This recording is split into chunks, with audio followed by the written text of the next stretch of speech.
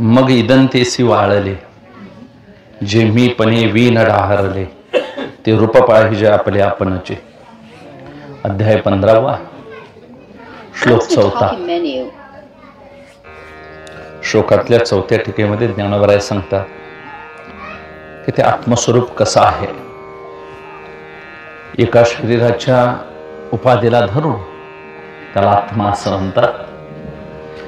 व्यापक अशा अखंड विश्वाला धरून बोललं तर त्याला ब्रह्मा असं म्हणतात. आणि जे तत्व पिंडामध्ये आहे तेच तत्व ब्रह्मांडात आहे.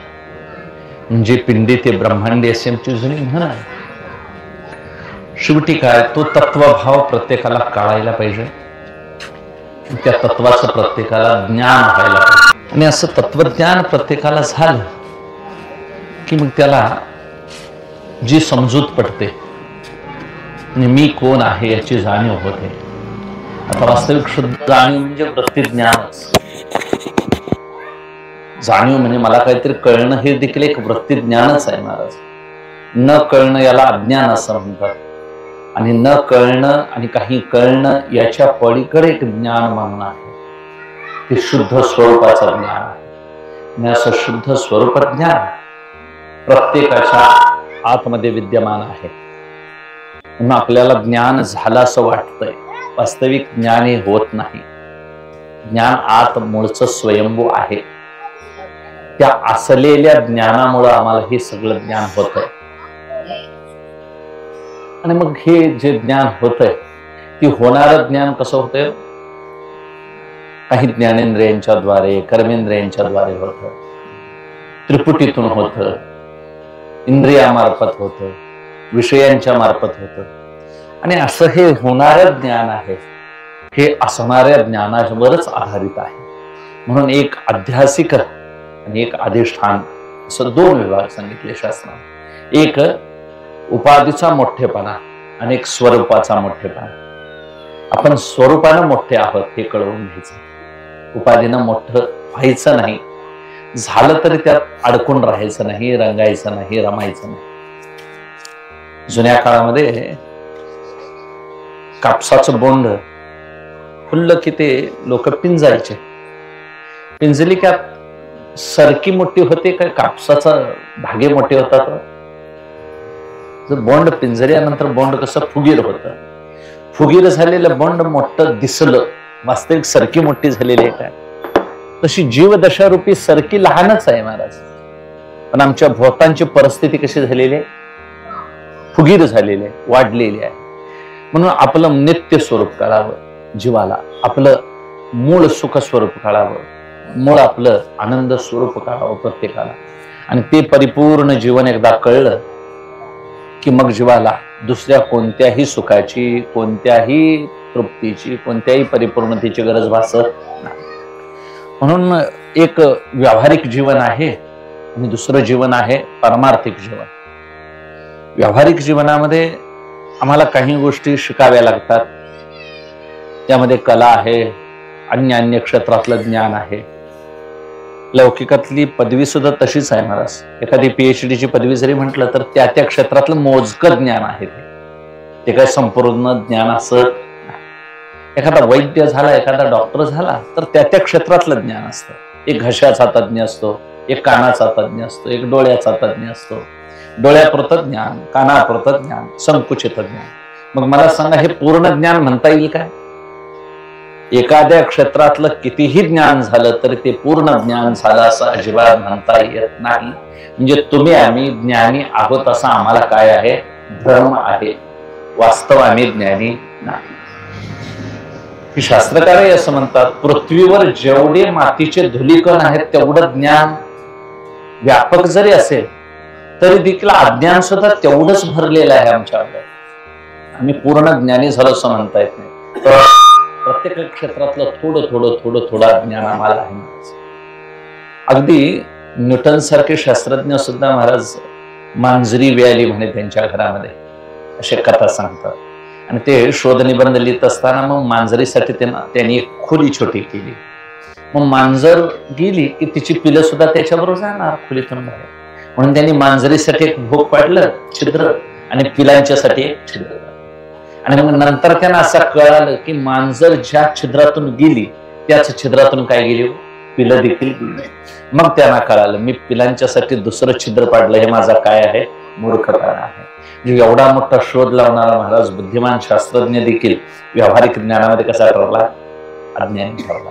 म्हणून व्यावहारिक ज्ञान कितीही टोकाचं गाठलं तर थोडंसं अज्ञान त्यामध्ये राहतं. आम्ही किती बुद्धिमान असो महाराज, एकदा कंधारकर महाराजांच्या घरामध्ये टिळकांचे लोकनायक बापूजी आणे म्हणून वस्तीला आले. म्हणे वस्तीला आल्यानंतर त्या काळात पेट्रोमॅक्सच्या बत्त्या, त्या काळात लाईट वगैरे नव्हती.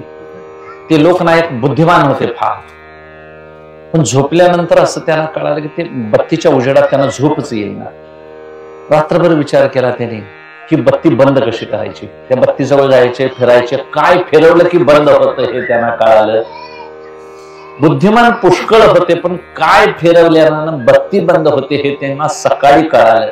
म्हणजे सांगायचं आहे तर व्यावहारिक ज्ञान पुष्कळ आहे, पण एखादी गोष्ट आम्हाला कळत नाही असं सुद्धा असू शकतं. म्हणून व्यावहारिक ज्ञान अनंत आहे, परमात्म्याचं ज्ञान अंतवान आहे. परमात्मा सांगायला अनंत आहे, पण परमात्म्याचं ज्ञान संपूर्ण आहे. आमचं ज्ञान अनंत रूपानं असं प्रवाहित होणार आहे, सतत सतत सतत बदलणार ते स्वरूप आहे. म्हणून कोणत्या दिवशी आमच्या ज्ञानाला पूर्णता येईल सांगता यायचं नाही. म्हणून प्रत्येक गोष्ट महाराज आमच्याशी अपूर्ण आहे. बघा, संसारात कोणतीही गोष्ट पूर्णविराम म्हणून कधी, म्हणून आम्ही मोठे वाटतो का मोठे आहोत, वाटतंय आम्हाला तसं आम्ही मोठे झालो, काही 4 पैसे मिळवले, काही घरं बांधली, काही विद्या विभूषित आम्ही पदव्या शिकलो. मोठेपणाचा नुसता उपाधीचा मोठेपणा वाढलेला आहे, वास्तविक स्वरूपता आमचा उत्कर्ष झालेला नाही. म्हणून मानवी जीवन परिपूर्ण कधी होईल तर ह्या इदंतेतून आपण बाहेर पडलं पाहिजे. इदंता म्हणजे हे, हा आणि ही, ज्याला पुल्लिंगी, स्त्रीलिंगी, नपुसकलिंगी असं म्हणता येईल. या जगातले सगळे पदार्थ असेच मागता येतात महाराज. हा असा आहे, ही अशी आहे, ही अशी आहे, किंवा हे जग असं आहे, हा पदार्थ असा आहे, ही व्यक्ती अशी आहे. एक वस्तू सापेक्ष आणि एक व्यक्ती सापेक्षच विचार मांडलेले आहेत, याच्या पलीकडे विचार जगतात मांडलेले नाही. म्हणून मोठं समजणं हे आपल्या मानण्यावर आहे, असण्यावर अजिबात नाही महाराज. हे मानणं म्हणजे समजुतीचं मानणं आहे. एका साधू बसले होते, साधू फक्त लंगोट लावून बसला होता. तिथून एक शहाणा चालला होता. त्यानं त्या साधूला अंगावर कपडे नाहीत म्हटल्यावर हा भिकारीच आहे असं समजून महाराज एक 10 रुपयाची नोट त्याला देऊ केली. तो साधू म्हणाला, बाबा म्हणाले मी भिकारी नाही म्हणाले, ही नोट द्यायची असेल तर समोरून राजा यायला लागलाय म्हणाले, हत्तीवर बसून त्या राजाला काय करतील. आता तो शहाणा माणूस ते म्हणाले, तुमच्या अंगावर कपडे नाहीत म्हणून मी काहीतरी तुम्हाला मदत म्हणून द्यायला अनुकंपे खातर नाही म्हणाले, तुला मी भिकारी दिसलो म्हणाले, पण वास्तव मी भिकारी असं माझं मानणं नाही, तू मला तसं मांडलंयस म्हणाले. पण तू काय कर, मी तुला दाखवतो खरा भिकारी कोण आहे त्यातली. तू त्या राजाला ही नोट देऊ कर म्हणाले. आणि मग राजाजवळ कसा तरी भीत तो गेला. का साधून सांगितलंय म्हटल्यानंतर गेलेनी राजाची स्वारी थांबवली. खाविंद म्हणाले, हे माझ्याकडून तुम्हाला 10 रुपये मदत. आणि म्हणाले, मी तुला भिकारी वाटलो काय म्हणाले, मी राजा आहे या नगरीचा. आणि तर नाही म्हणाले, हे माझं नाही म्हणाले देणं, हे त्या साधूने मला द्यायला सांगितलंय म्हणाले. आणि मग राजा खाली उतरला, साधूच्या दर्शनाला आला, नमस्कार केला. साधू उघडाच आहे महाराज, दिगंबरा बसते. आणि मग त्याला नमस्कार केल्यानंतर महाराज मला आशीर्वाद द्या म्हणाले. कोण? राजा म्हणाला. कोणाला? साधूला. साधू म्हणाला, बाबा आशीर्वाद काय कारण? उद्या म्हणाले मी जवळच्या नगरीवर राज्यावर राज्य काय करणार आहे, आक्रमण करणार आहे. आणि कशासाठी आक्रमण करणार? तर त्याचं मला राज्य घ्यायचं आहे, त्यातलं धन दौलत मिळवायची आहे, त्याचा भूभाग मला मिळवायचा आहे युद्ध करून, मला विजयी व्हावा असा आशीर्वाद द्या. अरे म्हणाले, तुझं राज्य आहे, तुझ्याजवळ पुष्कळ धन आहे, पैसा संपत्ती आहे, आणि का बरं तुला गरज आहे त्याची? नाही म्हणाले, क्षत्रियांना असं काय राहून चालत नाही, संतुष्ट राहून चालत नाही, मिळवायला पाहिजे. म्हणजे ज्याच्याजवळ आहे आणि त्याला अपेक्षा आहे तो खरा भिकारी. आणि हा काहीच नाही महाराज, पण माझ्याजवळ आहे असं मानण्यामुळे हा श्रीमंत आहे. सगळे संत महाराज आमचे स्वरूपानं श्रीमंत आहे, उपाधीनं गरीब होते, तुकोबराया उपाधीनं गरीब होते, ज्ञानोबराया उपाधीनं गरीब होते, पण स्वरूपात ज्ञानोबरायांच्यासारखा महात्मा श्रीमान हे विश्वची माझे परिपूर्णता विचारात आहे महाराज. परिपूर्णता लौकिक कोणत्याही धन संपत्ती इतर सत्ता प्रतिष्ठा यामध्ये अजिबात नाही. याचा अर्थ ते मिळवू नये असं नाही की जी गोष्ट परिपूर्ण जीवनाला आकार देईल, कारण नित्य आणि शाश्वत जीवन कळायला पाहिजे महाराज. पुष्कळ काही आम्ही गोळा करतो पण त्या जगातलंच गोळा करतो. इदंतेसी वाळले ज्ञानोबराया महात्म्य सांगतात पोचलेल्या पुरुषाचं. परिपूर्ण पुरुष आहेत ते बुद्धीच्या वर गेलेले आहेत, सरकलेले आहेत. तुम्ही आम्ही बुद्धीला धरून वावरतो आणि आमच्यातले काही असे लोक आहेत की बुद्धीच्या खालीच आहेत. यांना बुद्धी आहे का नाही असं म्हणायची काय पडते, अडचण पडते महाराज. म्हणजे धड अज्ञान म्हणता येत नाही, ज्ञानी म्हणता येत नाही. बर, तुम्ही आम्ही देहतादात्म्य धरून बुद्धिमान आहोत असं वाटतं, पण कधीतरी आम्ही देखील कसे ठरतो, अज्ञानीच ठरतो. एक प्रोफेसर विद्वान, मोठ्या मोठ्या पदव्या मिळवलेले महाराज, आणि मग काही कामानिमित्त त्यांना खेडेगावात जायची वेळ आली. त्या काळात श्रावण भाद्रपदाचे दिवस, मोठा पाऊस सुरू होता. गावात वाहनं नव्हती, नदी पार करून जायचं. एका नावाड्यानं नाव ठेवलेली होती. त्या नावेत मग गावची लोक पटापटा कारण सरावाचे लोक होते बसले. हा प्रोफेसर त्या नावेत जाऊन बसले. बसताना चिखलानं गरबटलेली सगळी नाव, त्याचे कपडे वगैरे सगळी पांढरी बघितल्यानंतर त्याला कसं तरी वाटायला लागलं. पण शेवटी काम होतं, काहीतरी टॉवेल वगैरे अंतरला, बसला फळीवर आणि निघाला. जाताना यानं गप्पा बसायला पाहिजे होतं, कारण प्रोफेसर म्हटल्यावर गप्पा बसणार नाही महाराज, काहीतरी चर्चा करून काढणारच. मग त्या नावाड्याच्या पोराला सुरुवात केली विचारायला, बाबा तू काय शिकलास काय? काही नाही शिकलो म्हणाले. आमची परिस्थिती बेताची, घरात काही शिकण्यासारखं नाही, घरामध्ये आमच्या काय एवढं आमच्याकडे धन नाही शाळा शिकण्यासारखं. मग म्हणाले तुझं जीवन वाया गेलं म्हणाले, तुझं जीवन परिपूर्ण झालेलं नाही. तर मग काय करायला पाहिजे महाराज? नाही, तू काहीतरी इतिहास शिकायला पाहिजे होतास, भूगोल शिकायला पाहिजे होतास, मराठी शिकायला पाहिजे होतास, भौतिकशास्त्र. आता त्या नावाड्याच्या मुलाने कधीच असला ऐकलेले शब्द नव्हते. त्याला खड्यात डबे घालून जसा डबा वाजवतात बघा, खाड खाड खाड खाड, तसे ह्याचे शब्द वाटायला लागले, कारण खगोल शब्दच त्यांना ऐकलेला नव्हता महाराज. असा अक्षर शत्रू असलेला तो नावाड्याचा मुलगा, त्याला काहीच सूचना असं झालं. शेवटी निम्म्या नदीमध्ये नाव आली महाराज आणि सोसाट्याचा वारा सुटला, मोठे ढग आले.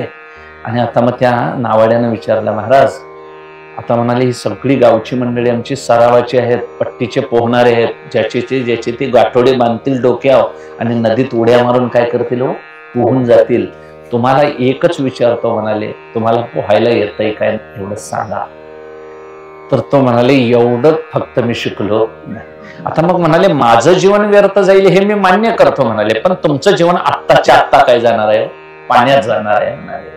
आता मला सांगा, एवढं शिकला आणि पाहिजे ते शिकला नसल्यामुळं जीवन काय झालं, वाया गेलं. ज्ञानोबराया सांगतात शहाणपणा मिळवला पण इदंतेतलं गोळा केलं. इदंता म्हणजे हे जे बोटानं दाखवता येतं, जे डोळ्यानं दिसतं, जे कानानं ऐकता येतं, जे नाकानं श्वास घेता येतो, ज्याच्याविषयी काहीतरी मत व्यक्त करता येते, ते सगळं दृश्य जग आहे महाराज. आणि जगातले पदार्थ किती गोळा केले म्हणजे मनुष्य श्रीमंत होईल, नाहीच होणार महाराज.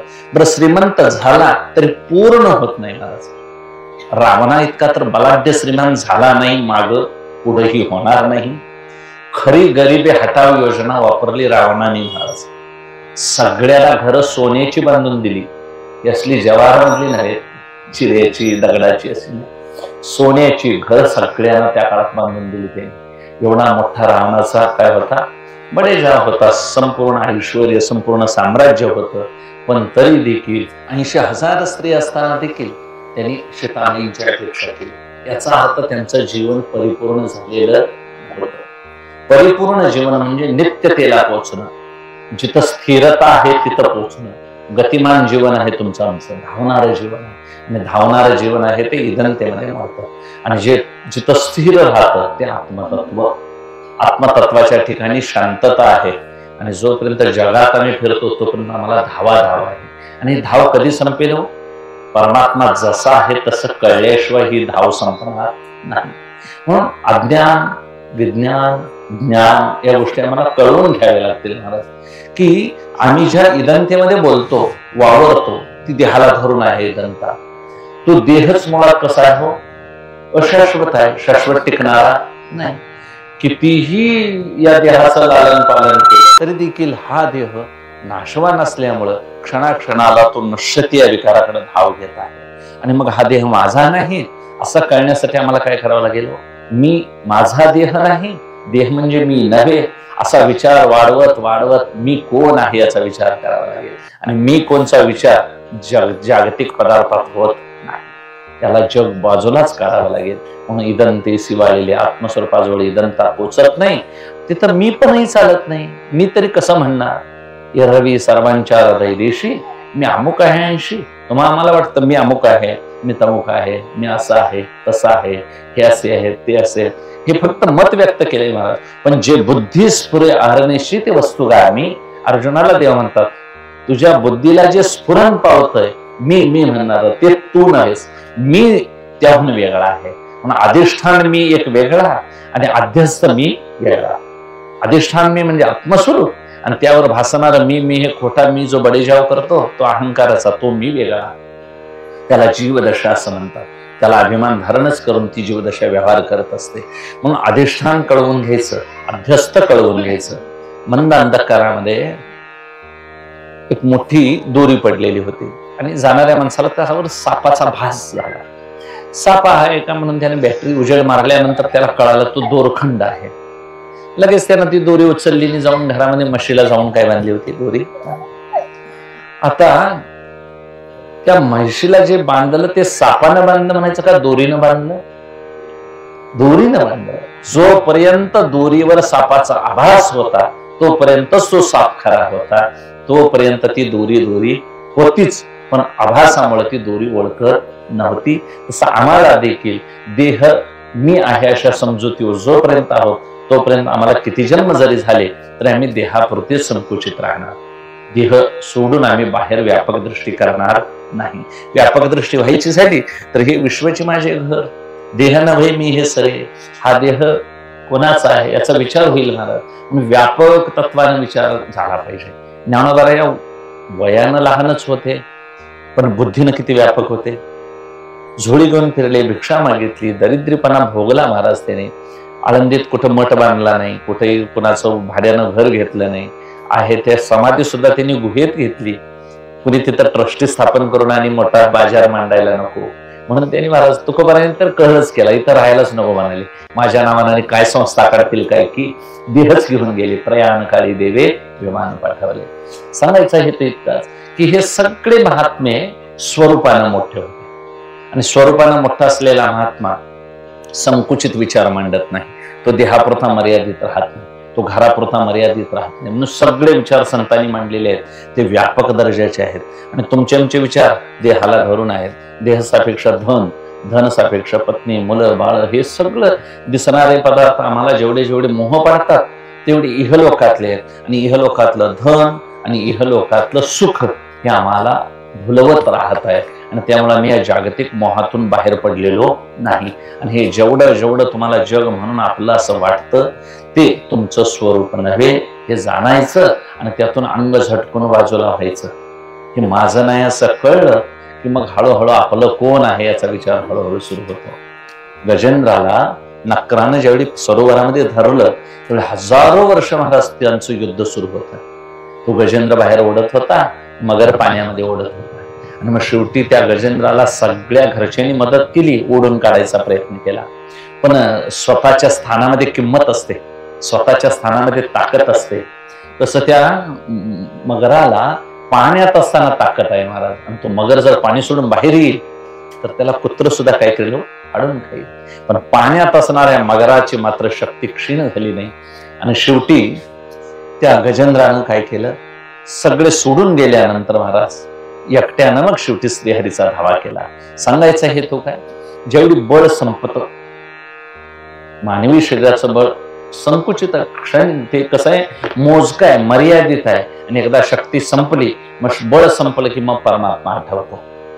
म्हणून जीवाचा प्रवास दुःखाकडून देवाकडे लवकर होतो, सुखाकडून देवाकडे होत नाही. कुंती मातेनं देवाकडं दुःखच मागितलं का सुख मागितलं? दुःख मागितलं याचं कारण त्याची आठवण सदैव राहावी. आणि देवाची आठवण म्हणजे पर्यायानं परब्रह्माची आठवण. परब्रह्माची आठवण म्हणजे सच्चिदानंदाची आठवण. अशी आनंदाची आठवण कायम राहण्याकरता देवा दुःखच दे असं कुंती माता म्हणते. म्हणजे आम्ही स्वभावता सुखरूप आहोत, स्वरूपता सुखरूप आहोत. फक्त आम्ही पर्यायानं काय मांडलेलं आहे, ज्याला मी म्हणायचं आहे तो मी नाशवंत पदार्थावर आम्ही लावून बसलेलो आहोत. म्हणून देह मी नाही, बुद्धी म्हणजे मी नाही, परिस्थिती भोवतांची मी नाही, मिळवलेली सगळी धनसंपत्ती हे मी नाही, यातलं मनही मी नाही, प्राण मी नाही, इंद्रिय मी नाही, बुद्धी मी नाही, चित्त मी नाही. मन नव्हे मी बोधक, चित्त नव्हे मी बोधकत्वे, बुद्धी नव्हे मी बोधकत्वे, चित्त नव्हे मी चेतकत्वे. मन नव्हे मी परतंत्र आहे, मन देखील मन रजोगुणाचा आहे, चंचल आहे, धावणार आहे. असं कळवून घेत घेत घेत एकेका गोष्टीपासून निराश करत करत करत शेवटी मी ते आहे तत्वमशी वाक्यापर्यंत, महावाक्यापर्यंत विचार न्यायचा. म्हणून ते सांगतात इदम तेथलं जग वाळीत टाका.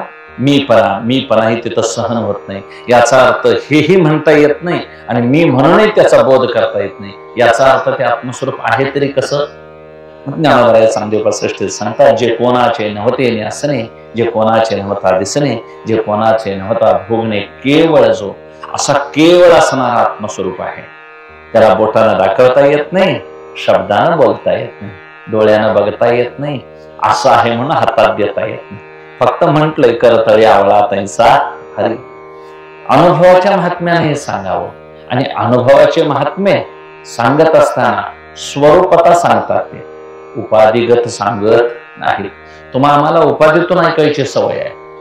तुम्ही आम्ही धन भरपूर असलेल्या माणसाला, बंगले जास्त असणाऱ्या माणसाला, गाड्या वगैरे वैभव असणाऱ्या माणसाला मोठं म्हणतो का विचाराच्या माणसाला मोठं म्हणतो. रावणाची संपत्ती बघितलं तर तुकोबारायांच्या किती पट होती असं गणित लावून मूर्खाचा हिशोब आहे ना. तुकोबारायांचं दरिद्र केवढं आणि रावणाची संपत्ती केवढी. पण विचारानं तुकोबाराया मोठे का रावण मोठा, तुकोबाराया मोठे. आणि ही बुद्धी आम्हाला वारकऱ्यांना यायला पाहिजे का रावण मोठा म्हणतच राहायचं, दरवर्षी रावणाला पिटवतच राहायचं नाही महाराज. ज्याची परिपूर्ण तृप्ती झालेली आहे तो महात्मा मोठा, ज्याचं मन परिपूर्ण निरंकुशा तृप्तीला पोचलेलं आहे तो महात्मा मोठा. जोपर्यंत स्पृहा म्हणजे इच्छा, चिकित्सा काहीतरी करायची इच्छा, जिज्ञासा काहीतरी जाणावं, जिहासा काहीतरी टाकावं, अतृप्ती तृप्ती काहीतरी मला मिळवायचं आहे आणि त्यातून मला तृप्त व्हायचं आहे, आणि तृप्तीनंतर निर्भयता, अशी निर्भयतेला पोचलेली काय तो संत महात्मा आहे. आणि अशी निर्भयता तृप्ती ज्यांची परिपूर्ण झालेली आहे त्यांची इच्छा समाप्त झालेली आहे. नंतर ही इच्छारूपी पिशवी कुणाचीही भरलेली नाही.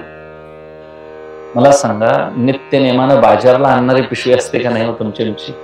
बाजारला जायची म्हणजे पिशवी असतेच.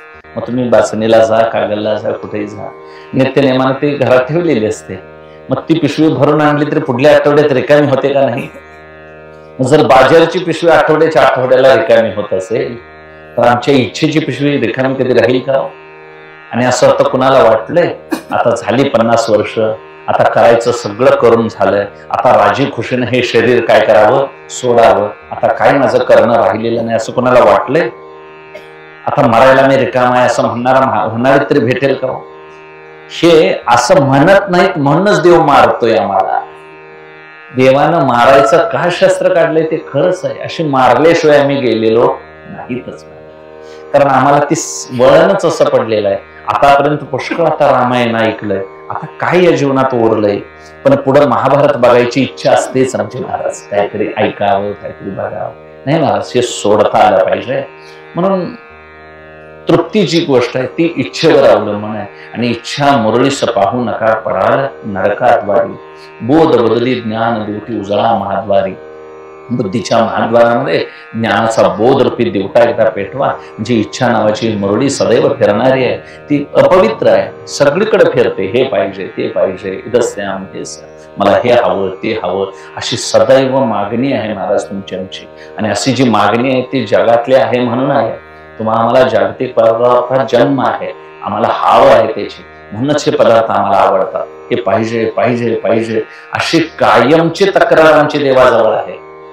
तुकोबारायांच्या जीवनामध्ये तुकोबारायांना पांडुरंग परमात्म्यानं विचारलं म्हणे. अशी वारकऱ्यात कथा सांगतात पांडुरंगाच्या दर्शनाला गेल्यानंतर पांडुरंगाने विचारलं तुकोबारायांना की तुकोबाराय म्हणे देहूमध्ये दुष्काळ पडलेला आहे पुष्कळ, आणि असं समजलं की तुम्ही सगळी गुरढोरं सगळी संपली, तुमची एक पत्नी अन्नान्न करत वारली, दुष्काळ झाला, पीडा झाली तुम्हाला, आणि असं सगळं वर्णन केलं पांडुरंगाने, आणि तुमच्या घरातली खतपत्र ही कान्होबारायांना मी वाटून दिली, तुम्ही ती इंद्रायणीत बुडवून टाकली, आता तुम्हाला घरात खायला देखील काही नाही, आणि जिजाई तुमची पत्नी नावाची पत्नी आहे ती फार कर्कश आहे, ती तोंडाळ आहे, बोलते, असं पांडुरंगाने पुष्कळ विचारलं. तुकोबारायांनी नमस्कार केला आणि उभे राहिले. ते म्हणाले, देवा तू सर्वज्ञ आहेस, तुला न सांगता सगळं कळतंय, त्यामुळे सांगायची मी काही गरजच नाही, पण तरी देखील हे सगळं तू सांगितलेलं अगदी अचूक आहे, बरोबर आहे, पण म्हणाले मी तुझ्याकडे अशी तक्रार केली आहे काय? असं कोण म्हणाले? तुकोबाराय. मला सांगा, देवानं सुद्धा अंतर्मुख होऊन गप्प उभारायची वेळ आणली तुकोबाराय. तुकोबारायांना हे दुःख आहे पण तक्रार नाही. तुम्हाला आम्हाला दुःख आहे, अधिक तक्रार आहे. जोपर्यंत तक्रार आहे तोपर्यंत आम्हाला सुख दुःख आहे, म्हणून आम्हाला त्याची आठवणच राहत नाही महाराज. सदैव सुख नाहीच मिळत आम्हाला, सदैव दुःख तेही नाही मिळत. कुठं तरी एक दुःख आडवं आलं की सगळ्या सुखाचा नाश करतात. सगळं आता चांगलं आहे आणि अचानक एखादा रोग जर उद्भवला तर सगळ्या सुखावर काय करतो ते नायनाट करतो. म्हणून एक दुःख सगळ्या सुखाचा नायनाट करून टाकतं. एक सुख सगळ्या दुःखाला विझवू शकत नाही महाराज, पण एक दुःख मात्र सगळ्या सुखाचा नाश करतं. तुकोबाराय ज्ञानोबाराय सांगतात, असं सुख एक मिळवा की सगळ्या दुःखाचा काहीतरी नाश करेल. अशा एका सुखाची तुम्ही पूर्णता जाणून घ्या. जे सुख जाणल्यानंतर सगळं दुःख आपोआप काय होऊन जाईल, निघून जाईल. आमचा विचार तिकडे जात नाही महाराज, आमचा विचाराने परत लौकिकातच येतो. मला सांगा, मुलगा आमचाच असतो, पत्नी आमचीच असते. सकाळी मुलगा चांगलं बोलतोय आणि संध्याकाळी शिव्या देतो, याचं कारण काय? सकाळी चहा देणारी बायको दुपारी भांडते, लगेच संध्याकाळी पिशवी घेऊन माहेरलाच जाते. बरं, पत्नी तीच आहे, गाव हेच आहे, ठरलेलं लग्न तसंच आहे, सगळं काही बिघडलेलं नाही. मग आता सकाळी गोड बोलतात आणि संध्याकाळी भांडतात, तरी देखील आणि दुसऱ्या दिवशी गोड बोलते. म्हणजे हे जीवनाची आम्हाला काय झालेली आहे, सवय झालेली आहे. सवय झालेली याचा अर्थ आमच्याजवळ लाज नाही हा भाग आहे, असं स्पष्ट सांगायला काय हरकत नाही. आम्ही कोडगे आहोत. तुकोबाराय असे कोडगे नव्हते महाराज. बरे झाले देवा बाईल कर्कशा, बरे झाले देवा निघाले दिवाळे, पूर्ण विराम आहे, काही नाही तक्रार पड. कर्कशा बाईला असू दे, मी त्याला सोडणारही नाही, ती गेली तर हरकत नाही, थांबले तरी हरकत नाही, माझी काही तक्रार नाही. बर, ती कर्कश आहे मग दुसरी करायची कुठली? लग्नाची तयारी केली होती नाही. आम्ही 75 वर्ष महाराज संन्याशी राहू आणि 77व्या वर्षी लग्न करून घेऊ, सांगता यायचं नाही. म्हणून आमच्या मानवी बुद्धीवर कुणीही विश्वास ठेवू नये. म्हणून तपश्चर्येची भूमिका एक वेगळी असते. म्हणून इदंता सामान्य नाही जग महाराज, जग भुलवणार आहे, जग फसवणार आहे. बाह्य परिस्थिती बदलत जाते, मनावर परिणाम होत जातात, मनस्थिती बदलत जाते, आणि अशी इदंता आम्हाला भ्रामकतेनं फिरवत फिरवत फिरवत आम्हाला अनेक जन्म भोगवत आहे. म्हणून आत्मस्वरूपाचा विचार करताना इदंतेचा पहिला विचार करा, कारण हे सगळं अज्ञानानं आम्हाला माझं असं वाटत आहे. अज्ञान म्हणजे ब्रह्मज्ञान म्हणा, वृत्तीज्ञान, नेणीव म्हणा, आणि जाणीव म्हणजे वृत्तीज्ञान. या दोन्ही ज्ञानाला, हे अज्ञानाला आणि वृत्तीज्ञानाला आधार आहे शुद्ध ज्ञान. आणि ते शुद्ध ज्ञान अंतर्मुखून प्रत्येकाच्या आतून आपण काय केलं पाहिजे, बघितलं पाहिजे. आणि बघणं म्हणजे निरीक्षण करणं. निरीक्षित गेली वो आहे तव तन्मय झाली हो, याला निरीक्षण म्हणावं. आणि असं निरीक्षण एकदा केलं की मग आपल्याला मी कोण आहे, मी स्वरूपता राजा आहे हे कळेल. जोपर्यंत मी स्वरूपता राजा आहे कळणार नाही, तोपर्यंत आम्हाला लौकिकातच ह्या गोष्टी योग्य वाटतात.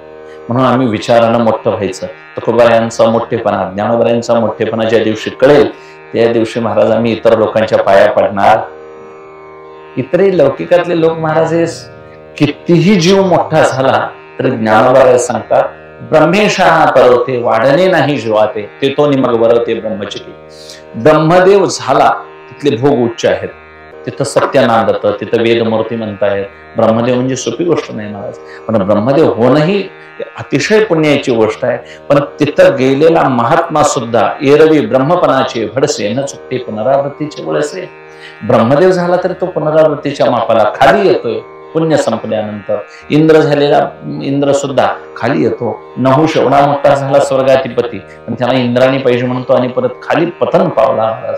मग एवढं मोठं होता येतं जीवाला, पण त्याच्यापेक्षा मोठं व्हायचं झालं तर एका माणसानं काय केलं, 10 बाय 10ची खोली बांधली आणि मग निवांत त्यामध्ये स्वतः एकटाच राहत होता, जेवण खाण करून राहायचं. एक साधू महात्मा आला आणि मग त्याने विचारलं की बाबा म्हणाले, या घरामध्ये मला माझी व्यवस्था वगैरे चांगली होते, पण जरा अडचण होते. तो साधू महात्मा म्हणाला, बाबा तुला मोठं घर बांधायचं आहे काय? बांधायचं आहे म्हणाले. मोठं काय? सहज बांधता येते म्हणाले, काय हरकत आहे त्यामध्ये? मग काय करावं लागेल महाराज सांगा मला. तर म्हणाले 4 भिंती पाड म्हणाले, म्हणजे मोठं घर आपोआप होईल. आता 10 बाय 10च्या 4 भिंती पाडल्यावर ही विश्वची माझे दिंडीला सोहळ्याला महाराज सगळी बाहेरच झोपतात माणसं, पर्णकुटी पाला झोपतात. मग हे व्यापक घर कळलं, मग हे विश्व सुद्धा जिथं नाश पावतं महाराज, अशी अनंत विश्वाची मालिका ज्या अनंत ब्रह्मांड असणाऱ्या पोटाच्या पांडुरंग परमात्म्याच्या आहेत, तो परमात्मा किती मोठा असेल. म्हणून परमात्म्याचं व्यापकत्व कळावं. आणि एवढा माझी अनित्यता, जी माझी नित्यता ज्यांनी जाणली ती महात्म्य किती मोठे असतील महाराज. म्हणून तुकोबाराया खरे मोठे, ज्ञानोबाराया खरे मोठे, विश्वाचे अर्थ माझ्या मनी प्रकाशले त्यांनी म्हणावं. आणि मग त्यांनी मागणी मागितली, जे खळांची व्यंकटी सांडो. आता ती प्रतिज्ञा त्यांनी मागितली विश्वा करता. विश्व अजून सुधारलेलं नाही महाराज, पण आपण सुधारायला काय हरकत आहे? आपण खळ, आपण आहोत दुर्जन, आपण असं लावून घ्यायचं आणि आपण दुरुस्त व्हायचं. कारण हे शेवटी जग आहे, त्रिगुणात्मक आहे. म्हणून कितीही उपाधीतला मोठेपणा असला तर तो डोळे झाकेपर्यंतच टिकेल, याच्या पलीकडे टिकत नाही. हे विचार विवेकाचे वैराग्याचे का सांगायचे महाराज? तुम्हाला सगळं कळणारी मंडळी आहात, अनुभव आहे. मी लहान आहे तुमच्यापेक्षा, पण तरी देखील हे वास्तव आहे. हे अभद्र वाटतं. शेवटी सगळे जाणार आहेत. का जाणार आहेत? तर देव नेतोय म्हणून जाणार आहेत. आम्ही जात नाही. देवानं मारल्यात म्हणूनच बरी आहेत आम्हाला. जुनी म्हातारी जर शिल्लक असते, म्हणालीत बसाय जागा झाली असती, घरात मारा देवळा झोपायली असती, पण जा सगळी जर वळीन राहिली असती आमची, शक्य नाही. आणि मुलं मग काय आवृत्ती पुढे वेगळीच झाली असती सगळी विचित्र. पण आमचं जगातलं थांबणं हे क्रमप्राप्त नाही महाराज. आम्हाला नाश करून देव मारत आहे. नाही, अर्जुनाला सुद्धा सांगितलं, हे भीष्म द्रोण जरी तपस्वी असले तर मी यांना राखणार. आणि असं अनित्यतेची थोरी, हे जग अनित्य असं आहे, नाशवंत आहे. क्षणाक्षणाला हे प्रवाह रूपानं पुढे धावत आहे. म्हणून ते सांगतात की हे जोपर्यंत दृश्य पदार्थ आम्ही खरे मानतो तेवढीच त्याची सत्ता मानायची. प्रतीती मात्र सत्ता याला म्हणतात. यालाच मिथ्या असा शब्द आहे. मिथ्या म्हणजे बाधयोग्य म्हणा, की ज्याला क्षणभरच प्रतीती येते तेवढीच त्याची सत्ता मानायची. मग आता आमचा मुलगा एखादा ऑस्ट्रेलियाला आहे असं समजा, तो चांगल्या उच्च पदस्थ नोकरीवर आहे, त्याची पत्नी आहे, मुलं आहेत तिथं. मग आम्ही इथून व्हिडिओ कॉल केला किंवा फोन केला तर तो आम्हाला बोलतोय तेवढ्या पुरताच मुलगा हजर आहे, असा शास्त्राचा सिद्धांत आहे. फोन कट झाला की मुलगा मेला म्हणा, गेला म्हणा नाही समजा. हे अभद्र वाटेल बोलताना, वाईट वाटेल, पण वास्तव आहे. आता आमचं गाव आहे, मळग आहे, पण मी आता मळग्यात नाही, याचा अर्थ माझ्या लेखी मळग गेलेलं आहे. असतं तर मला दिसलं असतं. आता मी गेल्यानंतर बाकी आहे का असं मानलं त्यांनी? दृश्य पदार्थाला ज्ञानानंतरच सत्ता. आधी ज्ञान आणि मग दृश्य पदार्थ. आम्हाला असं वाटत नाही. आता तुम्हाला घरात वाटतंय म्हस असेल गोट्यात, मुलं असतील घरात. नाही महाराज, डोळ्याला दिसणाऱ्या पदार्थाला आधी ज्ञानात आहे आणि मग दृश्य होतं. अशी अज्ञात सत्ता नाही, ज्ञात सत्ताच मांडली. याला शास्त्रकार काय म्हणतात? दृष्टी सृष्टीवाद. पदार्थाची प्रतीती येते त्यावेळीच तो पदार्थ हजर असतो, अन्यथा त्या पदार्थाला अस्तित्वाच नाही. म्हणून कोणी असं भुलायची गरज नाही. आमची जुने आजारपंचा वगैरे गेले का नाही हो? आता कुठे आहेत ते? फक्त होते म्हणून सांगतोय मी. आता ते हजर नाही, दाखवता येत नाही. प्रत्येकाची प्रतीती अशीच आहे. म्हणून असं समजायचं की ते आहेत तोपर्यंत, बोलता चालता तोपर्यंत प्रतीती मानायची. हे मानायचं असं घरात म्हणत बसायचं नाही, नाहीतर घरात जेवायला सुद्धा वाढणार नाही. अशी प्रतीती मात्र सत्ता पटवून घ्यायची. म्हणून मोठ्या मोठ्या घरात बघायला गेलं तर बघा, फ्रीजवर फोटो ठेवलेले असतात महाराज, मुलाचे, नातवाचे, सुनेचे, आणि मग तिकडे आई वडील जेवण करत असतात, ते टीव्ही बघत असतात, हे बघत असतात. मग ते त्यांचं चिंतन असतं परदेशात असलेल्या मुलाकडं. चिंतन करू नये असं माझं म्हणणं अजिबात. जी माणसं हजरच नाहीत तुमच्या जवळ, त्यांची काळजी करायचीच काय गरज आहे तुम्हाला? तुम्हाला तुमची काळजी घ्यायला पाहिजे का दुसऱ्याची करायची? आधी आपली व्हायची पंचायत महाराज करायची. म्हणून संतांनी महाराज घराची काळजी केली नाही, देहाची देखील पर्वा कधी केली नाही. साधन म्हणून फक्त वापरलं, जगाला उपदेश केला, आणि आपल्या जेवढ्या जेवढ्या व्यावहारिक अडचणी होत्या त्यांनी बाजूला काढल्या, आणि तेथून स्वरूपाचा विचार केला. आणि आपण उपाधीनं मोठे होण्यापेक्षा स्वरूपानं कसं आम्हाला दिव्य होता येईल एवढं मोठे झाले. म्हणून बुद्धिमान माणसं महाराज क्षणात कळवून घेतात, आडाणी माणसाला हे लवकर कळत नाही. कालिदास म्हणून कवी कुलगुरू होऊन गेले मोठे. आपल्या भारत महाकाव्यामध्ये त्यांनी पुष्कळ काढलेले मोठे मोठे पंडिती ग्रंथ निर्माण केले. आणि मग त्यांच्याकडे एक शिकणारा एक कवी होता. तो कवी प्रारब्धानं एक दिवस काय झालं, त्याला काही खायला मिळेना झालं. मग त्यांना असं बुद्धीत विकल्प आला, काहीतरी आता मिळत नाही म्हटलं, चोरी तरी करून काहीतरी मिळवावं म्हणून तो कवी होता शेवटी, कालिदासांचा शिष्य. आणि मग राजा भोज, त्या काळात राज्य होतं भोजराजांचं. भोजराजा एक दिवस रात्रीला काय झाले, काही असे पलंगावर लिहित बसले होते, आणि मग त्यांना काही उडी सुचल्या की माझं राज्य किती समृद्ध आहे, संपन्न आहे, अनुकूल स्त्रिया, पुत्र, मंत्री, नोकर, माझ्या राजवाड्यामध्ये मोठ्या तबेल्यामध्ये अष्टपैलू असे मोठे मोठे काय तो 72 घोडे, पण देवमणी कंठात असणारे मोठे मोठे घोडे आहेत की जे अश्वमेधाला वापरता येतील असे घोडे हिनहिनत आहेत. मोठे हत्ती, मोठ्या मोठ्या राजपरिवारातल्या राजस्त्रिया, सगळं वैभव माझ्याकडे झुलणार आहे, असा एक त्यांच्या मनात विचार आला राजा भोजांच्या. आणि ते लिहायला सुरुवात करतात. चेतोहरा युवतया सुरदानुकुला सद्बांधवा प्रणयगर्भ गिरश भृत्या गर्जंती दंती निवाहा स्तरला तुरंगा. इथं येतात ते थांबतात की मोठे मोठे अश्वजातिवंत माझ्या वाड्यात हिनहिनत आहेत. असं चरण सुचलं आणि काही त्यांच्या लक्षात आलं नाही. लेखणी ठेवलेली पलंगावर तसे विचार करत बसले, याच्या पुढे आता काय लिहावं, याच्या पुढे काय लिहावं. आणि नेमका हा प्रारब्ध कर्मवशात कर्मधर्म संयोगानं हा कवी चोरी करायच्या निमित्तानं कुठं आलेला होता, हो वाड्यात आलेला होता. वाड्यात हा चोरी करायचा जो कायमस्वरूपी महाराज भजनात जातोय त्याला चोऱ्या करायची शक्य आहे का? प्रकृतीच वेगळी त्याची. हा कवी हा नेमका आला तो राजाच्याच झोपतेल्या खोलीत आला महाराज, राज मंदिरातच आला कक्षात. आणि मग राजा त्या चरणात गुंपलेला असल्यामुळे त्याच्या लक्षात आलं नाही. अगदी पाय आदमीनं टाकत टाकत टाकत त्या मंचकाखाली जाऊन झोपला. काहीतरी हाताला गावेल लाभेल म्हणून शोधायला लागला इकडे तिकडं. राजाला झोप येईना, कारण राजाला चौथं चरण काय होतं सुचेना झालं. आता हा कवी बुद्धिमान होता, तो राजा सारखा वाचायचा. चेतोहरा युवतया सुरदानुकुला, त्याचा अर्थ कळायचा कुणाला? कवीला. कवी चोरी करण्याच्या निमित्तानं आलाय, वास्तविक त्याची बुद्धी कवित्वाची आहे, चोरीची नाही. पण शेवटी म्हणाला आता सकाळी सूर्य उगवेल आणि शेवटी मला राजसेवक येतील, मला पकडून नेतील आणि मला फासावर लटकवतील. त्याच्यापेक्षा या राजाचं निदान एवढं क्लेश तरी दूर करावे, चौथा चरण त्याला सुचवून द्यावा. म्हणून राजानं पहिले 3 चरण म्हटल्या त्या कवीनं चौथा चरण खालून म्हटला. कुठून? पलंगाच्या खालून. काय म्हटला? सम्मिलने नयन योन्न ही किंचिदस्ती. हे राजा, हे नयन सम्मिलने, नयन योर्ण ही म्हणजे अगदी क्षणभरात हे डोळे झाके तो पर्यंत किंचित असती, हे किंचितच असेल. त्यानं काय राजानं पूर्वार्ध म्हणला होता, माझ्या वाड्यात राजस्त्री आहेत, नोकर आहेत, अनुकूल मंत्री, पवित्र सगळे मुलं बाळ आहेत, सगळं वैभव आहे. आणि चौथा चरण सुचत नव्हता. त्या खाली कवीनं सांगितलं की राजा, हे म्हणणारं वैभव तुझ्या डोळे झाकेपर्यंतच आहे, याच्या पलीकडे. आणि मग राजाला जो आनंद झाला, त्यानं खाली वाकून बघितलं राजा भोजानी, तर खाली हा कवी चोरी करण्याच्या निमित्तानं त्याला ओढून बाहेर काढला. तुमच्या ज्ञानात म्हणाले एवढं वैराग्य भरलेलं आहे, तुम्हाला जन्माभाव मोक्ष मिळायचं सामर्थ्य आहे तुमच्या ज्ञानात, आणि तुमच्यासारख्या कवीनं चोरी करावी, मला वाईट वाटतं म्हणाले, कशाला आला तुम्ही? आणि मग त्याचा राजपोशाख देऊन महाराज त्याला पुष्कळ धन देऊन त्याची बोलवणी केली.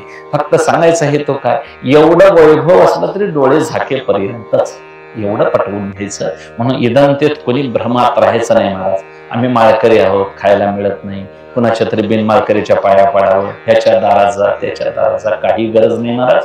तुकोबारायांच्या सारखं अगदी निष्ठावान राहायचं. कारण आत्मस्वरूपाचे आम्ही राजे आहोत, आम्ही भिकारी नाहीत. आम्ही परिपूर्ण पूर्णता माझी याच्या अंगात. ज्ञानोबारायांनी सांगावं, देव अर्जुनाला म्हणतात, माझ्या अंगाला माझ्याकडे बघ, उपाधीनं बघू नकोस. उपाधीनं हे सगळे महाराज नुसते बडबडणारे चित्रातले वीर आहेत. मी अमुक करीन, मी तमुक करीन. जयद्रथ म्हणत होता मी याला मारीन, दुर्योधन म्हणत होता मी याला मारीन. नाही, शेवटी नियोजन कोणाचं होतं? देवाचं होतं. आम्हाला अपेक्षा होती धृतराष्ट्राला, माझ्या मुलांना काय मिळावा? जय मिळावा. शेवटी अपेक्षा करणारा जीव आहे आणि नियोजित देणारा देव आहे. मग देवाचं खरं होईल का जीवाचं? देवाचं खरं होईल. या सगळ्या विश्वावर त्याची काय एक मुलकी अशी सत्ता आहे. म्हणून सर्वज्ञता, सर्वशक्तिमानता त्या परमेश्वराकडे आहे. त्याचे आम्ही अंश आहोत म्हणा, किंवा त्याचा आम्ही एक भागच आहोत असं समजायचं. आणि ते मी आहे असं एक स्वरूप दृष्टीनं कळवून घ्यायचं आणि विचार दृष्टीनं त्याची सेवाच करायची. म्हणून ते कळणं महत्वाचं आहे. ते आपणच आपलं स्वरूप पाहावं असं विधी सांगतात. मग ते सांगताना त्या आत्म्याला मी म्हणता येत नाही. मी का म्हणता येत नाही? कारण मी आम्ही कशाला म्हटलंय आतापर्यंत? देहाला मी म्हटलेलं आहे. देह सापेक्ष आपल्या सगळ्यांनाही माझे असं म्हणते. आणि मी आणि माझे याला अहम आणि मम असं म्हणतात. अहमचा अध्यास स्वीकारला की मम आपोआपच येऊन बसतं, असा एक सिद्धांत आहे. आणि अहम ममतून बाजूला गेलं की जेवढं जेवढं दिसणारे पदार्थ आहेत ते तेवढे नाशवान आहेत. असं नाशवंत दृश्य चंचल आहे, चपळ आहे, जाणार आहे असा निश्चय कायम लक्षात ठेवायचा. आणि मग त्यात अजिबात अडकून राहायचं नाही. वाटतं हा विचार सोपा आहे, पण अनुसरण करायला फार फार अवघड आहे. शब्द, स्पर्श, रूप, रस, गंध हे विषय सोपे वाटतात महाराज. नुसत्या शब्द विषयाला हरिण भुलला, गायनाला हरिण भुलतो आणि बद्ध होतो. याच्यासाठी मोठं उदाहरण आहे बघा. हनुमान जन्मामध्ये विभांडकाचा मुलगा शृंगी राजा आहे, मुलगा आहे.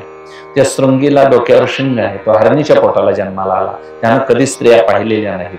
पण त्या इंद्राने काय केलं, दशरथ राजाला मुलगा व्हावा म्हणून पुत्रकामेष्टी यज्ञाकरता याची निवड केली, शृंगीची. तो शृंगी कसा आणायचा अयोध्येमध्ये? मग भुलवून आणण्यासाठी त्याने अप्सरा पाठवल्या. अप्सराने नाच गाणं गायन करत करत त्याला भुलवला आणि कुठं आणला? अयोध्येत आणला. ज्यानं राजस्त्रिया पाहिल्या नाही, कधीही स्पर्श झाला नाही, कधी ज्यानं गाणं ऐकलं नाही, असा एक ऋषी नुसत्या एका गाण्यामुळे जर अयोध्येत येऊन लग्न करून घेत असेल तर आज आम्ही हजारो गायकांची गाणी ऐकतोय. आमचं काय होऊन जाईल? शब्द, स्पर्श, रूप, रस, गंध सोपी गोष्ट नाही, प्रतिबंध आहेत ना. म्हणून आहार, निद्रा, भय, मैथुन हे दोष आहेत. यातून पार पडता आलं पाहिजे. संत यात अजिबात अडकलेले नाहीत. आहारात अडकले नाहीत, निद्रेत अडकले नाहीत, भय नव्हतंच त्यांच्याजवळ. आणि मैथुन दोष त्यांनी विधीनं सांभाळला. विधीनं संतती, विधीनं सगळे विषय भोगले. विधी सेवन काम नवे शब्द राम राम सदैव चिंतन केलं. म्हणून तुकोबाराया, ज्ञानोबाराया हे ऐश्वर्यानं कोणत्या मोठे होते आम्ही कळवून घ्यायचं. आत्मस्वरूपाच्या दृष्टीनं ते राजे आहेत. दिसताना ते भिकारी दिसतील तुम्हाला. भिकारी पण त्यांचं जरी दिसलं तर ते भिकार पण तुमच्या आमच्या लौकिक दृष्टीनं वापरलं. का वापरलं ते सुद्धा त्यांना बदलता आलं असतं. पण ईश्वरी सृष्टीत जीवनमुक्त पुरुष ढवळाढवळ करत आहे तसं जीवन जगतो. हरिश्चंद्र, ताराराणी, नल दमयंती, रामप्रभू, सीतामाता हे सगळे ईश्वरी अवतार होते महाराज. काय त्यांना करता आलं नसतं, पण प्रारब्ध हे प्रत्येकाला भोगावं लागतं. अशा एक समजुती करून घ्यायच्या आणि आपणच आपल्या दिव्य स्वरूपाला कसं कळवून घ्यायचं याच्यासाठी वाटचाल करायची. त्याच्यासाठी योग्य त्या दिशेने प्रयत्न करायचे. आपण सगळ्या गोष्टी समजुतीवर अशा बसवून घ्यायच्या. हे सगळं उपाधिगत आहे, नाश पावेल. उपाधी म्हणजे जे पाच भौतिक घडते, नामरूपा सापडते, जे गुणत्रयाच्या पडते कामठाजे, जे सत्वरजतम पंच महाभूताचं बनलेलं आहे आणि जे जागृती, स्वप्न, सुषुप्ती तिन्ही अवस्थेत अडकलं जातं ते सगळं शेवटी नाश पावणार आहे. म्हणून कुणी कुणाला इथं शहाणा म्हणत बसायचं नाही. किती शहाणे झाले तर ते मूर्खातले शहाणे असतात महाराज. आमचं शहाणपणे सापेक्ष आहे. 4 खुळे आहेत म्हणून आम्ही शहाणे आहोत. सगळी शहाणी झाल्यावर मग कुणी भरायचं पाणी असं होईल. मी राणी, तू राणी, सगळ्या राण्या झाल्यावर मग राजवाडा कुणी लोटायचा. तसं निरपेक्ष शहाणे संत, आम्ही सापेक्ष शहाणे. परदेशामध्ये एक वकील होऊन गेला पूर्वी, त्याची कथा अशी सांगतात. तो वकील फार बुद्धिमान होता आणि मग त्यानं काय केलं, त्याची एक मौज अशी होती, त्याला मूल बाळ काय नव्हतं. मग त्यानं शेवटी आपल्या मित्राला एक विल तयार केलं, मृत्यूपत्र केलं. मेल्यानंतर काय करावं, मग माझी सगळी इस्टेट आहे ती या जगातले सगळे महामूर्ख शोधायचे आणि त्या महामूर्खांना माझी संपत्ती काय करायची, वाटून टाकायची. तो मित्र म्हणाला, अरे काहीतरी एखाद्या संस्थेला देशील, एखाद्या समाज सुधारकांना म्हणून काहीतरी देशील. हे असं काही सांग नाही म्हणाले, सगळ्या महामूर्खांना माझी इस्टेट द्या. तर नाही म्हणाले, मला जी ही इस्टेट मिळालेली आहे ती सगळी या मूर्खानेच मला गोळा करून दिलेली आहे म्हणाला पूर्वी, आणि ज्याची त्याला परत देणं हे माझं काय आहे, कर्तव्य आहे. म्हणून मी माझ्या मृत्यूपत्रात असं लिहिलंय की मूर्खानेच दिलेले पैसे मूर्खांना वाटून गेलेलं बरं. म्हणजे एवढा मोठा वकील जरी झाला महाराज, तरी देखील त्याला जाण होती ही सगळी माणसं तंटा करतात, भांडतात, ही मूर्खपणातच भांडतात. ही सृष्टी ईश्वराची महाराज, आणि आम्ही बांधासाठी, दगडासाठी भांडतो. भांडायला पाहिजे, व्यवहारात भांडणं योग्य आहे, पण योग्य त्या कारणासाठी योग्य तिथपर्यंत भांडलं पाहिजे. जनाई सुद्धा शिनीसाठी भांडल्या, माझ्या शिणी आहेत म्हणून भांडल्या त्या, का शिनीसाठी नाही महाराज. कबीर महाराज तिकडून आलेले होते काशीहून, त्या म्हणत होत्या, कबीर महाराज म्हणतात ही महानुभाव म्हणतात, हिला संत म्हणतात, आणि ही भांडते, शिव्या देते, आणि अशाकडे देव म्हणणं योग्य नाही, हिला ब्रह्मभाव योग्यता आलेली नाही. कबीर महाराज चालले महाराज परत. त्यांनी बोलवलं जनाईने. जनाई म्हणाले, का बाबा तुम्ही चालला. म्हणाले, तुमच्याकडे आलो पण बघितल्यानंतर तसं मला तुमची योग्यता वाटली नाही. नाही म्हणाले, माझ्या शिणी या स्त्रीने घेतले, जवळच्या बाईनं, ते शिणी मी मागण्यासाठी भांडायला लागलो. अहो 2 शिणीसाठी भांडता. नाही म्हणाले, माझ्या शिणी म्हणाले विठ्ठल विठ्ठल म्हणतात, तिच्या शिणी विठ्ठल विठ्ठल म्हणतात. तिला काय सांगायचंय, माझी शेण विठ्ठल म्हणते म्हणून किमतीची आहे, तिची शेण विठ्ठल म्हणत नाही म्हणून तिला किंमत नाही. तिची न म्हणणारी शेण मला नको, पण माझी म्हणणारी शेण मी तिला देणार नाही. संत महात्मे सुद्धा व्यवहारात महाराज योग्य त्यावेळी भांडतात. व 2 शेणी. आता जनायला काय, तिनं डोळ्यानं बघितला संपूर्ण पृथ्वी सोन्याची केली, काय तिच्याकडे कमी होतं. देव राहणारा होता तिच्या मागे पुढे उभे राहे संभाळत असा परमात्मा.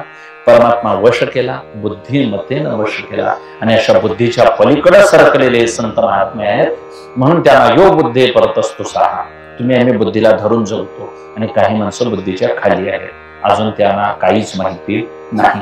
अज्ञानी म्हणावं, मूढ म्हणावं, मूर्ख म्हणावं, म्हणजे आपण निंदा केल्यासारखं होतंय. म्हणून शहाण्या माणसानं जागतिक पदार्थात भुलायचं नाही, रमायचं नाही, रंगायचं नाही. हे पदार्थ म्हणजे मी नव्हे, मी याहून वेगळा आहे असं समजून समजून समजून यातून मन काढायचं. मग मी कोण आहे असं निवांत विचार करायचा. असते असते असते मोहाचे प्रसंग टाळायचे, आणि मी कसा आनंद रूप आहे, सुखरूप आहे असं कळवून घ्यायचं, आणि त्या नित्यतेला, परिपूर्णतेला पोचायचं. नाहीतर हे जीवन एवढं तकलावलं आहे महाराज, हे जीवन कोणालाही परिपूर्ण करता आलेलं नाही. म्हणून परिपूर्ण समजुतीनच होता येईल, विचारानं परिपूर्ण होऊया. ज्ञानोबा ते सांगतात, तो विचार म्हणजे आपणच आपल्याला पाहणारा आत्मविचार आहे. म्हणून ते सांगतात, इदंते सिवाळले जे मीपणे विनडाहरले, ते रूप पाहिजे आपले आपणची. पुंडलिक वरदार विठ्ठल.